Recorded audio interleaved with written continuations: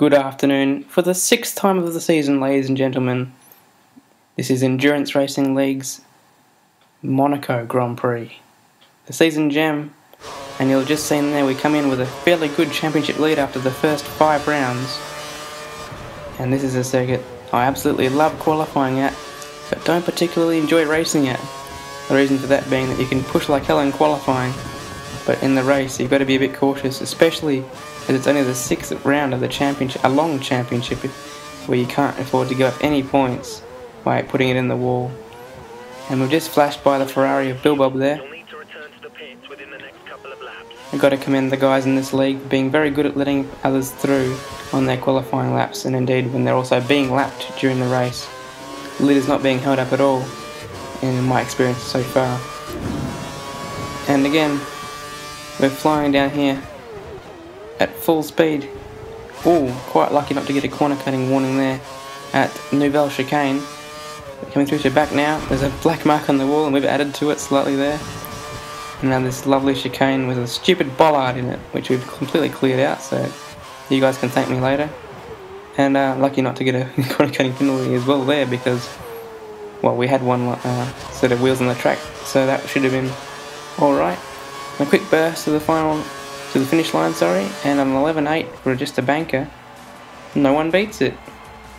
Reason for that being that a lot of corner cutting warnings happened, 2 for me, and I also hit the wall in my last run. So that's a 5th pole of the season, and Force India now hoping for 4 wins in a row. Crosso is in this race, so we've doubled our chances already. And Kart Dude for Lotus with their best qualifying of the season. And on the second row of the grid, my championship rivals, Livo and Dregler.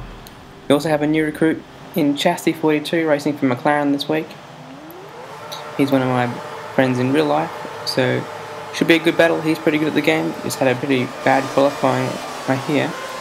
Anyhow, the lights are out and we're off. It's 78 laps of gruelling Monaco racing. We've made a good start and maintained first position out of the first corner. And it looks like Livo slipped through into second position. But now Dregler's second, as we've fast forwarded quite a few laps. Nothing really happening as I've just soaked at the pressure behind. And the pressure has paid off for Dregler, as I've just tapped the wall at the exit of Anthony Nodes. And he's coming down the outside. Can I hang in there? Oh, double lock up, and there's contact and ghosting. Lucky for the others that I've actually ghosted there. But I've turned around now in 5th position, so lesson to be learned there. Don't try and take the inside line into Saint Devot, because there's a bump there and you'll just lock up and crash. Anyhow, a couple of laps later we realise, because we just clear that bollard out again, that these tyres seem to have overheated actually, and the big dog is putting a lot of pressure on us, so we decide to pit and get rid of this set of overheated tyres.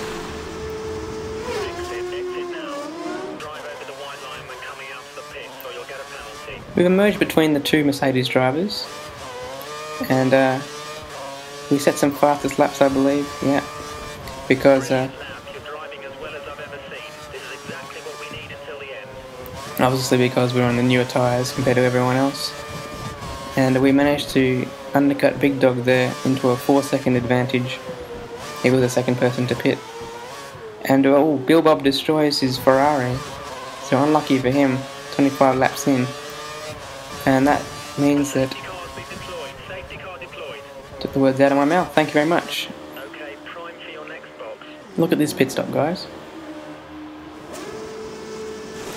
The pit cinematic took a while to start, and for some reason that just added 2 seconds to my stop. Luckily there was no time loss due to the safety car, and no position loss as well. You'll have just noted there that Dregler's entered the pits, and that's because he got a drive-through penalty during the safety car, and you can't serve it obviously while the safety car is out. And then leader Livo, on a separate lap, serves his penalty as well because he did the same thing. So that's very unfortunate for those 2 guys, but very fortunate for us. As we also get a run here on Chastity. Nothing doing there though. He manages to pull it up on the inside somehow, but gets very sideways on the exit, so we're going to take the run up here towards Massenet, and we've taken him on the outside, so that's a pretty good move. But we get a bit overconfident here and Casino Square and slightly tap the inside and then fired into the outside wall. And that gives him the run down here. into Mirabeau, the inside line, and he is through.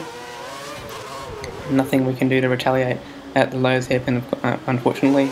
It's a bit too tight. And not long after, we have a massive lock-up, but are lucky to make the corner here as we just exit the tunnel. A bit over zealous on the brakes, and there's a yellow flag. What's this for? It's for Chastity. He must have spun at Portier, but he's regathered it before I can actually take the advantage of that, as Dregler, with huge speed, has caught up to us, and this is now a 3-car fight for second position. Moving on to lap 43, we have what's happening here. Dregler, he's got a good run on us coming out of Anthony Nodes. He's going to fire up the inside. We've locked up. Oh no, he didn't heed my lesson from earlier. Don't try and pass at turn 1, this doesn't work. He's probably lost his wing in that collision, so that's going to give us an advantage. Hopefully, over that Red Bull driver. We're pitted for another set of prime tyres. And not long after that's Chastity, he pitted on the same lap as us. Probably pushing a bit too hard on his tyres, his new tyres, and has overcooked it coming out of the chicane there. But now it's raining, and the 32-second deficit to Crosso. He looks to have this. He is a Monaco master, absolute master at this track in race pace, and he has extended his gap massively to a point where... Really? Are you serious, engineer?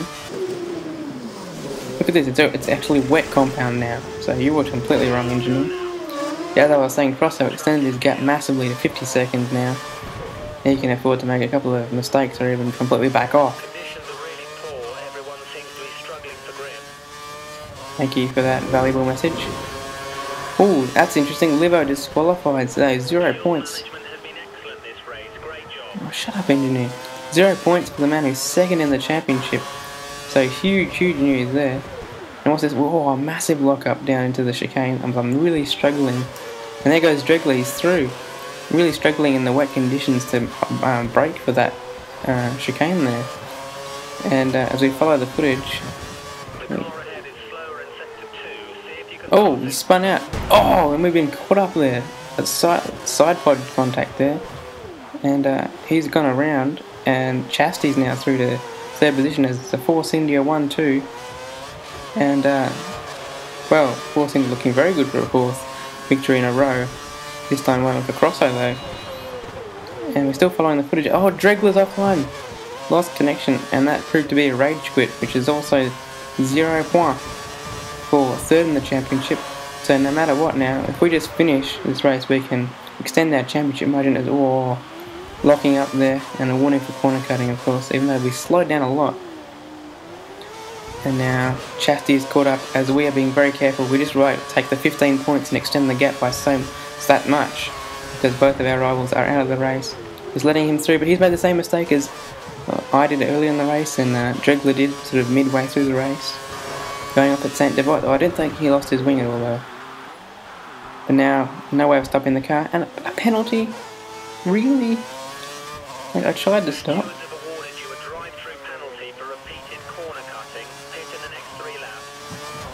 Well, that's really unfortunate. And look at this painful, horrific trip. The gap between you and the car behind is 10 seconds.